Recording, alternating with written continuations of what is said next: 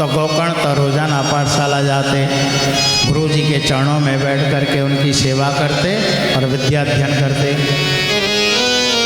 लेकिन ये धुंधकारी कोई दिन जाता कोई दिन नहीं जाता, कोई दिन अपने साथ के बच्चों के साथ में अंटा खेलने लगता, कोई दिन कोई खेल खेलता, कोई दिन कोई खेल खेलता, पाठशाला नहीं जाता। पिता ने समझाया, धमकाया, लेकिन फिर भी नहीं मानता। जान देना बंधु, अब तो धीरे धीरे करके ये जुआ भी खेलने लगा। धुंधकारी जुआ खेलने लगा, शराब पीने लगा। पिता बड़े दुखी। आपने पंडित जी मन में विचार करते हैं कि हे भगवान, ये कैसा पुत्र हुआ। आज बड़े दुखी हैं पिता आत्मदेव। दुख के कारण एक वृक्ष के नीचे बैठे परमात्मा का चिंतन कर रहे हैं और कह रहे हैं कि हे प्रभु, ये क्या हुआ। ध्यान देना।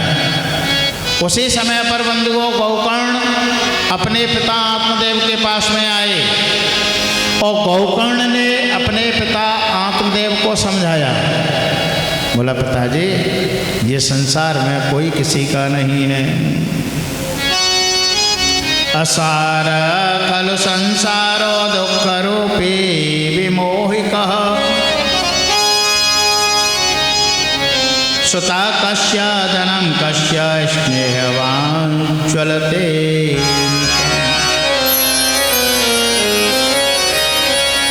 ये संसार में कोई सार नहीं है।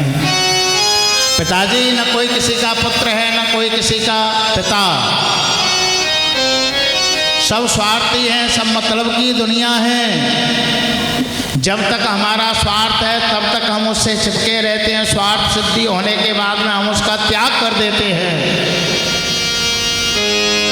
इसलिए पिताजी, आप अपने मन को जो घर गृहस्थी में अपने पुत्र पत्नी पुत्रादि में लगाए हुए हो, इस मन को इनसे हटा करके परमात्मा में लगाओ। क्योंकि आपकी वैल्यू तभी तक है जब तक आपके शरीर में रक्त है। ध्यान देना बंधुओं, प्रेम से बोलो राधे राधे। हमारी वैल्यू हमारे घर में जब तक है जब तक हमारे शरीर में कुछ कार्य करने की क्षमता है तब तक। और कार्य करने की क्षमता जब समाप्त हो जाती है ना बंधुओं, तो हमारे पुत्र पौत्रादि पत्नी सब हमारा त्याग कर देते हैं। गोकर्ण जी कह रहे हैं, बोला, पिताजी, देहेस्ते मांसरोदरे भिमतिम तजत्तं जाया सुतादिषु सदा ममता विमुञ्च पश्यानिदं जगदिदं क्षणभङ्गुनिष्ठा वैराग्यराग रसिको भवभक्तिनिष्ठ हो। ये दुनिया में कोई किसी का नहीं है और ये जिंदगी का कोई भरोसा नहीं है। इसलिए पिताजी, हमें हमेशा भगवान नाम चिंतन करना चाहिए। क्या भरोसा है इस जिंदगी का, साथ देती नहीं है किसी का साथ देती नहीं है। क्या भरोसा है इस जिंदगी का, साथ देती नहीं है किसी का साथ देती नहीं, किसी का साथ देती नहीं है किसी का। क्या भरोसा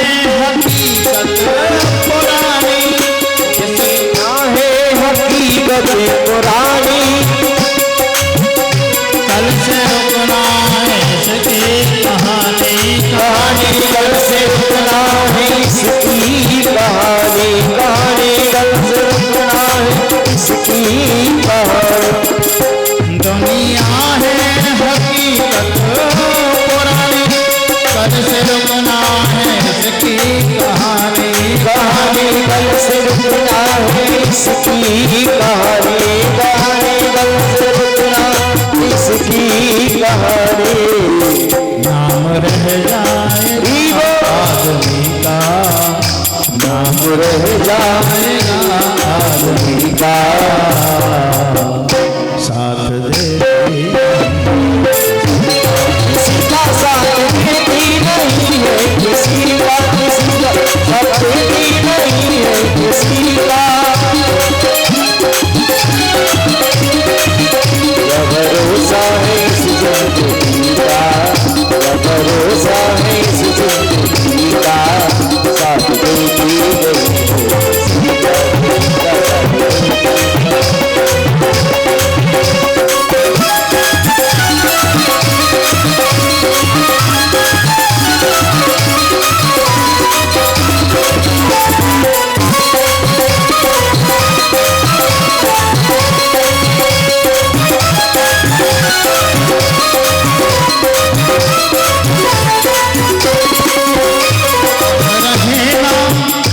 हम रहेगा मोहब्बत रहेगी, दास्तान अपनी दुनिया कहेगी, कहेगी दास्तान अपनी दुनिया कहेगी, कहेगी दास्तान अपनी दुनिया कहेगी। हम रहेगा मोहब्बत रहेगी, दास्तान अपनी दुनिया कहेगी, कहेगी दास्तान अपनी दुनिया कहेगी। इसलिए क्या करना है हमें? फर्ज पूरा करो बंदगी का, फर्ज पूरा करो बंदगी का।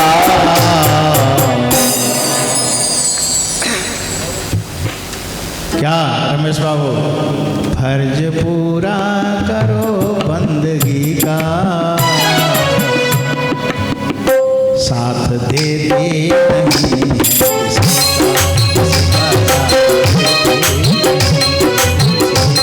किसी का साथ देती नहीं है, किसी का साथ देती नहीं है, किसी का भरोसा है इस जिंदगी का, भरोसा है इस जिंदगी का, साथ देती नहीं किसी का साथ देती नहीं, किसी का साथ देती नहीं है। बोलिए वृंदावन बिहारी लाल की जय हो। आज बंधुओं, श्री सूची महाराज शौनकाद 88,000 ऋषियों से कहते हैं कि ऋषियों,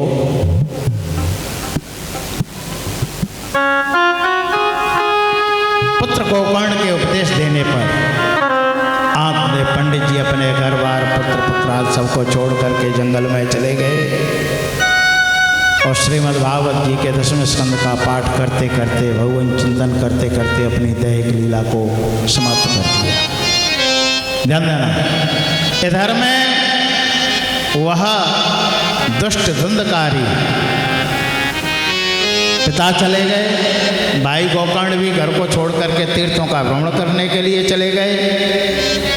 अब ये माँ और बेटा धुंधली और धुंधकारी दोनों घर में रह गए। धुंधकारी एक दिन शराब पी करके आया और माँ से बोला कि माँ ला पैसे दे। तो माँ ने अपना यूँ माथा ठोका कि हे भगवान, कैसे पुत्र से पाला पड़ गया।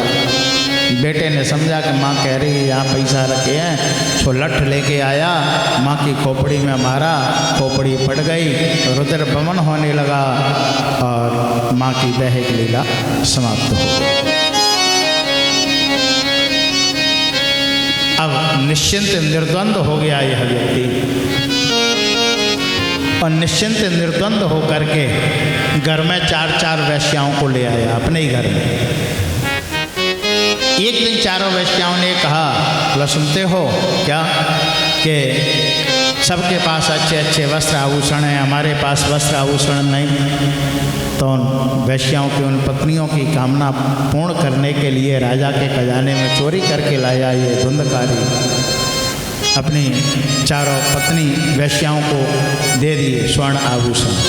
वस्त्र आभूषण जो भी लेके आया था सब दे दिया। चारों वेश्याओं ने हृदय में विचार किया कि ये राजा के खजाने से चोरी करके लाए हैं, किसी न किसी दिन पकड़े गए तो इनके साथ में हम भी लपेटे में आएंगे, इसलिए क्या करना चाहिए। बोला ये धन को लेकर के पलायन कर जाना चाहिए। आज धुंधकारी शराब पी करके आया, घर में आया, चारपाई पे लेट गया और चारपाई पे जब लेटा तो ध्यान देना बंधुओं, उन चारों वेश्याओं ने इसको चारपाई में रस्सी से बांध दिया। रस्सी से बांध करके और फिर इसके मुख में जलते हुए गरम गरम अंगारे भर दिए। जिंदा व्यक्ति धुंधकारी जलते हुए गरम गरम अंगारे इसके मुख में डाले। तप्तांगा रसमुहाश तन्मुखे विचक्षुप अग्निज्वालाति दुःखेन व्याकुलो निधनौ गतः। उन जलते हुए अंगारों से तड़प तड़प के इसकी मौत हो गई, मर गई।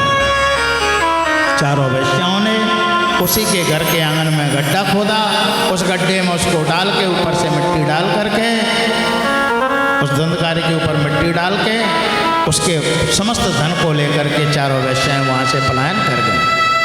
धन कोई नहीं बचा गया। आज कुछ समय पश्चात गोकर्ण को तीर्थ जो भ्रमण कर रहे थे उनको पता लगा कि मेरे भाई की दैहिक लीला समाप्त हो गई है, तो गोकर्ण जी ने गया में जाकर के उनके निमित्त, अपने भाई धुंधकारी के निमित्त पिंड किए, गौदान किया, तर्पण किया, मार्जन किया, जो मृतक जीव की क्रियाएं होती हैं उसकी शांति के लिए वो सभी कार्य किए। ध्यान देना। गोकर्ण जी आगे निकल गए। बहुत समय बाद गोकर्ण लौट करके अपने गांव में आए। ध्यान देना बंधु। और गांव में जब आए तो मन में विचार किया कि जननी जन्मभूमिश्च स्वर्गादपि गरीयसी। जननी और जन्मभूमि, जन्म देने वाली माँ और जहाँ पर हमारा जन्म हुआ है वो स्थान, ये स्वर्ग से भी बड़े होते हैं। ध्यान देना बंधुओं, आज हमारे समाज को न जाने क्या हो गया है कि माँ की बड़ी दुर्दशा हो रही है। चाहे वो गैया मैया हो और चाहे वो हमारी जननी मैया हो। हम बूढ़े माँ बाप की सेवा करना नहीं चाहते, हम बूढ़े माँ बाप की सेवा करना नहीं चाहते, गाय की सेवा करना नहीं चाहते। ये युग का प्रभाव है, कलयुग अपना प्रभाव दिखा रहा है। ध्यान देना, हमें पथ भ्रष्ट कर रहा है। हम अपने मार्ग को छोड़ करके कुमार्गामी हो रहे हैं। हमारे ग्रंथ कहते हैं, हमारा धर्म कहता है, हमारी संस्कृति कहती है कि हमें अपने माता पिता की सेवा करना चाहिए। ज़्यादा नहीं पाल सकते तो हमें अपने घर में प्रत्येक व्यक्ति को एक गाय पालना चाहिए, कम से कम एक गाय पालना चाहिए। लेकिन हम लोभ के कारण गाय नहीं पालते, भैंस पालते। गाय कम दूध देती है, कम समय देती है। भैंस ज़्यादा दूध देती है और ज़्यादा समय तक देती है। भैंस का दूध अच्छे दाम में बिकता है और गाय का दूध कम दाम में बिकता है। ध्यान देना। एक बार अकबर ने बीरबल से प्रश्न किया, प्रेम से बोलो राधे राधे। क्यों बीरबल, सबसे अच्छा दूध तुम किसे मानते हो? ध्यान देना। बीरबल ने कहा कि महाराज भैंस का। अकबर ने कहा कि भैंस का? बोला हाँ। अरे बोला, हम तो ये समझते थे कि तुम हिंदू संस्कृति के हो, सनातनी व्यक्ति हो, तो तुम गाय तुम्हारे धर्म में पूजी जाती है तो तुम गाय का दूध मानते होंगे, तुम भैंस का दूध अच्छा मानते हो, श्रेष्ठ मानते हो। ध्यान देना। तो बीरबल ने कहा कि सुनो महाराज, दूध नहीं, गाय का तो अमृत है, अमृत। आपने दूध की बात की तो दूध जो है वो भैंस का है, बकरी का है, ऊंट का है, भेड़ का है, ये सारे दूध हैं। और गाय का दूध नहीं, गाय का तो अमृत है। गाय का दूध नहीं है बंधुओं, माई का और गाय का ये दोनों अमृत है। माँ के स्तन से जो दुग्ध निकलता है और गाय के स्तन से जो दुग्ध निकलता है वो दूध नहीं, वो अपने खून को बना करके आपके लिए अमृत उत्पन्न करती हैं, अमृत पैदा करती हैं। उस अमृत का हम पान करके इतने बड़े हृष्ट-पुष्ट होते हैं। आज हमारे समाज में इन दोनों की ही दुर्दशा हो रही है। वृद्ध माता पिता की कोई सेवा करना नहीं चाहता और गाय की सेवा नहीं करना चाहता। लेकिन बंधुओं, सबसे मैं निवेदन करूंगा कि अपने माता पिता बूढ़े चाहे कैसे भी हैं, चाहे हमें गाली क्यों नहीं दे रहे, वो जगते हैं तब से सोते हैं जब तक गाली क्यों नहीं देते, चाहे हमें भला बुरा क्यों नहीं कहते, लेकिन हमें उनकी बात नहीं सुननी। वो कह रहे हैं उसके लिए हम बहरे हैं, लेकिन हमें उनकी सेवा करनी है क्योंकि हमारे लिए वो भगवान है। और यदि हमने अपने बूढ़े माँ बाप की और गाय की सेवा कर ली तो समझो ठाकुर जी की सेवा कर ली, ठाकुर जी को प्रसन्न कर लिया, भगवान को हमने पा लिया। हम भंडारा करते रहें, ठाकुर जी की सेवा करते रहें, मंदिर में जाते रहें, भजन करते रहें, माला घुमाते रहें, और हमारे बूढ़े माँ बाप भूखे और प्यासे मरते रहें तो हमारे भजन करने का कोई मतलब नहीं, कोई अर्थ नहीं, हमारा सब बेकार। कितना भी विशाल भंडारा किया हमने, बेकार, कोई मतलब नहीं भंडारे का। इसलिए हमें बूढ़े माँ बाप की सेवा करनी चाहिए। आज बंधुओं, गौकर्ण जैसे ही अपने घर में पहुंचे, मन में विचार किया कि आज की रात्रि यहाँ अपने घर में विश्राम करेंगे। रात्रि विश्राम किया तो वो धुंधकारी था ना, वो घर में ही गढ़ा था। वो कभी तो कुत्ता बन के आता, कभी भैंसा बन के आता, कभी सांड बन के आ जाता, आवाज़ मुँह से निकलती नहीं, ध्यान देना। तो गौकर्ण ने मन में विचार किया कि आखिर ये है कौन, ये मुझे प्रेत आत्मा लगती है। हाथ में जल लेकर के मंत्र से आमंत्रित करके जैसे ही उसके ऊपर डाला कि प्रेत का मुख खुल गया और कहने लगा कि भैया, मैं आपका भाई धुंधकारी।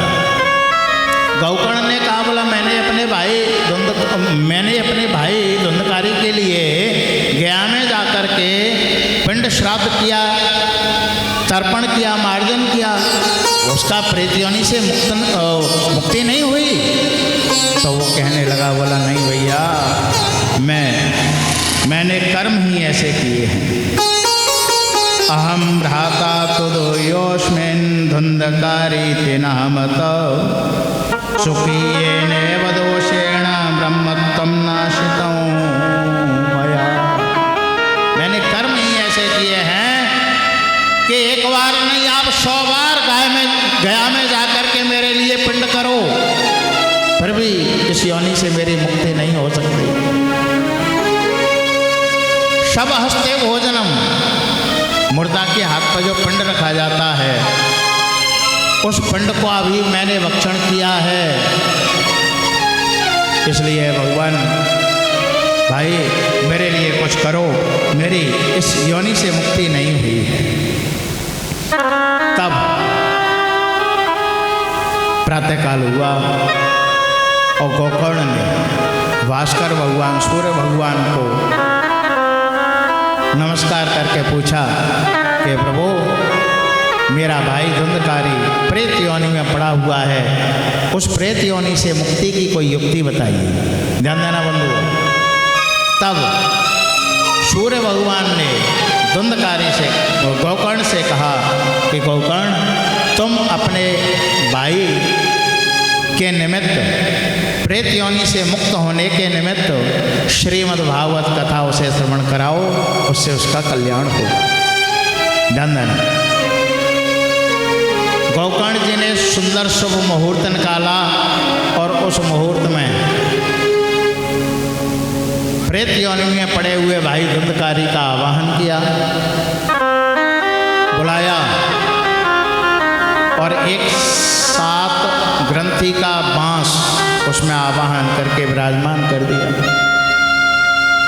फिर गोकर्ण ने 7 दिन उस दुष्ट आत्मा प्रेत आत्मा धुंधकारी को श्रीमद्भागवत कथा श्रवण कराई। ध्यान देना बंधु, 7 पहले दिन पहली ग्रंथि का वेदन, दूसरे दिन दूसरी ग्रंथि का वेदन, तीसरे दिन तीसरी ग्रंथि का वेदन, इस प्रकार से 7वें दिन 7वीं ग्रंथि का वेदन होते हुए और वो धुंधकारी उस बांस में से साक्षात प्रकट हो गया और प्रकट होकर के कहने लगा कि भैया आपने मेरी मुक्ति करा दी, अब मैं भगवान के पार्षद मुझे लेने के लिए आए हैं, मैं जा रहा हूँ भगवान के धाम के लिए। उसी समय बंधुओं सबके देखते देखते भगवान के पार्षद आए विमान लेकर के और उस विमान में प्रेत योनि से मुक्त हुआ धुंधकारी विमान में बैठाला पार्षदों ने और ले जाने लगे। तो गोकर्ण ने रोक दिया भगवान के पार्षदों को, बोला सुनो कहाँ जा रहे हो, इसे कहाँ ले जा रहे हो? बोला भगवान इसने कथा सुनी है इसलिए ये भगवान के धाम को जाएगा, ध्यान देना। तो बोला इन सब लोगों ने भी तो कथा सुनी थी, इन्हें क्यों नहीं लेके जा रहे? तो ध्यान देना, पार्षदों ने कहा बोला भगवान इनके सुनने में और इन सबके सुनने में भेद रहा। क्या भेद है, अंतर क्या है? सुनी तो सबने ही कान से। बोला हाँ भगवान कान से तो सुनी, लेकिन कथा का एक नियम होता है,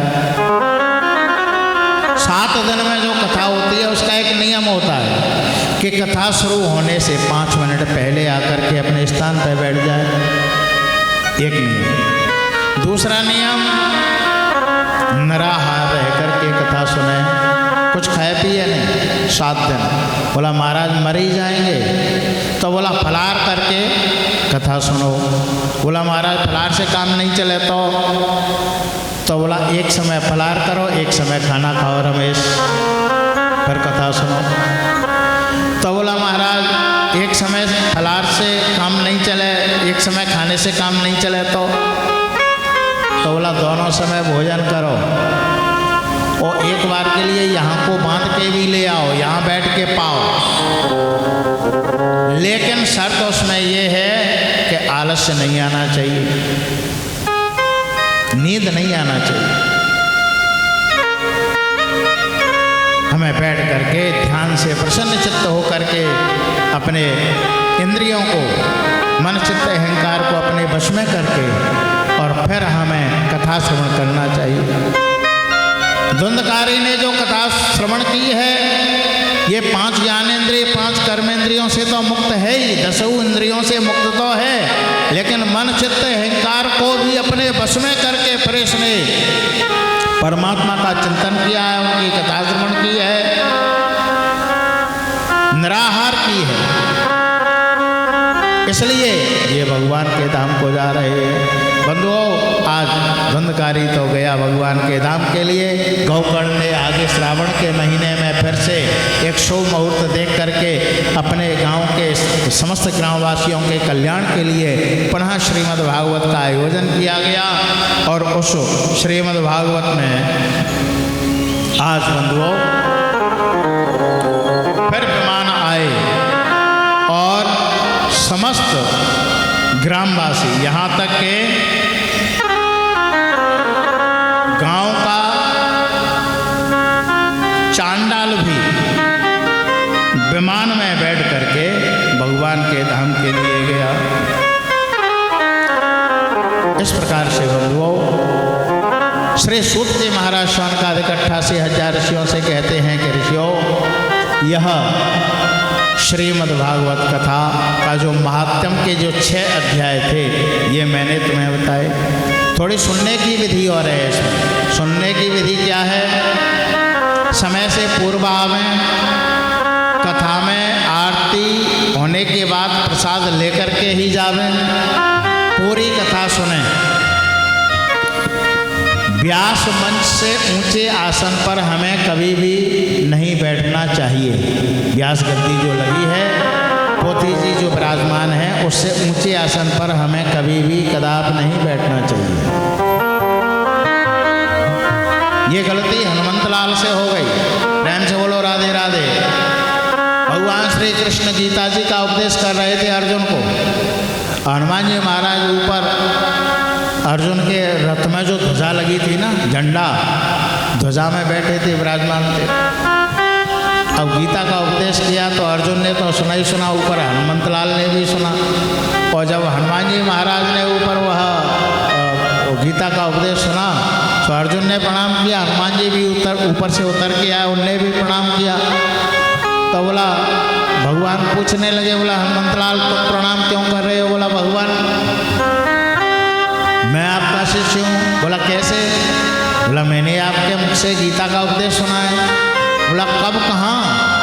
बोला मैं रथ के ऊपर जो ध्वजा लगी है उस पर बैठा था, उस पर सुन रहा था। धन भगवान ने कहा कि हनुमंत लाल ये तो तुमसे अपराध हो गया। वक्ता के आसन से ऊंचे आसन पर बैठ करके हमें श्रवण नहीं करना चाहिए, तुम पिशाच योनि में जाओगे। हनुमंत लाल ने प्रणाम किया, भगवान के पैर पकड़ लिया और कहा कि भगवान इससे मुक्ति की युक्ति बताओ। शाप तो मुझे स्वीकार है, गलती मुझसे हुई है, लेकिन इससे मुक्ति की युक्ति बताओ। तो बोला ये तुमने मेरे मुख से गीता सुनी है, श्रीमद् भगवद गीता का मैंने जो उपदेश दिया है वो तुमने सुनी है, तो तुम इसका भाष्य कर दो, इसकी हिंदी टीका कर दो, तो इस योनि से तुम्हारी मुक्ति हो जाएगी। इसलिए श्री सूत जी महाराज शौनकादिक 88,000 ऋषियों को कहते हैं कि ऋषियों इस प्रकार से हमें नियम संयम पूर्वक सत्य का आचरण करते हुए, ब्रह्मचर्य का पालन करते हुए और शुद्ध पवित्र आहार लेते हुए कथा श्रवण करना चाहिए। इससे जीव का परम कल्याण होता है। पक्की बात है, ये कोई खाली कहने सुनने की बात नहीं, ये पक्की बात है। यदि हम इस नियम से कथा सुनते हैं तो अवश्य कल्याण होगा, ये ग्रंथ की बात है।